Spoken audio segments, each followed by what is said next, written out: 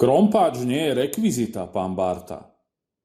V nedávnom rozhovore herec Alexander Bárta spúpne vyhlásil, že on vie zobrať do ruky krompáč. Vie aj variť či dokladať tovar.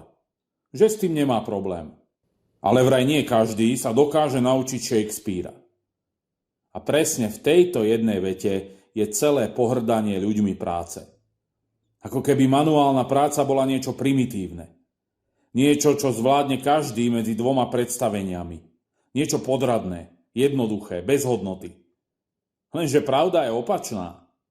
Skúste si postaviť divadlo bez murárov.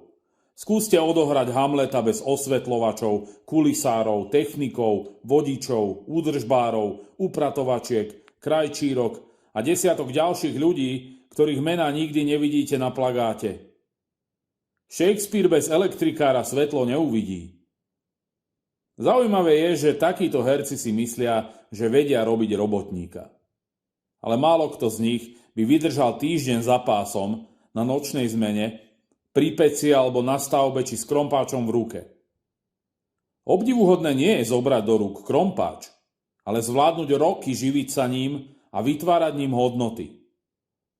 Spomenul som si na to dnes, keď sme so zamestnancami železiarní Podbrezová pomáhali obnoviť les pri Čiernom Balógu.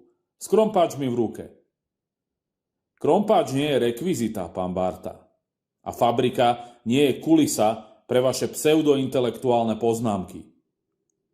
Robotník nie je človek, ktorý to nejako zvládne. Často je to človek, bez ktorého sa zastaví celá krajina.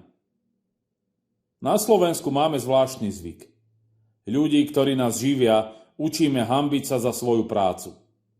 A ľudí, ktorí nimi pohrdajú, voláme elitou.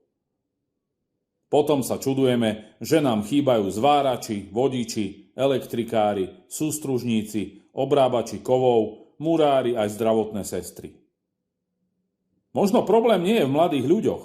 Možno problém je v tom, že im už roky médiá a celebrity hovoria, že skutočná hodnota človeka začína až tam, kde si nezašpiní ruky. Nie, pán Bárta. Dôstojnosť človeka neurčuje Shakespeare, ale to, či jeho práca drží tento štát pohromade. A čo by ste Bártovi odkázali vy? Vyjadrite sa dolu v komentároch pod videom.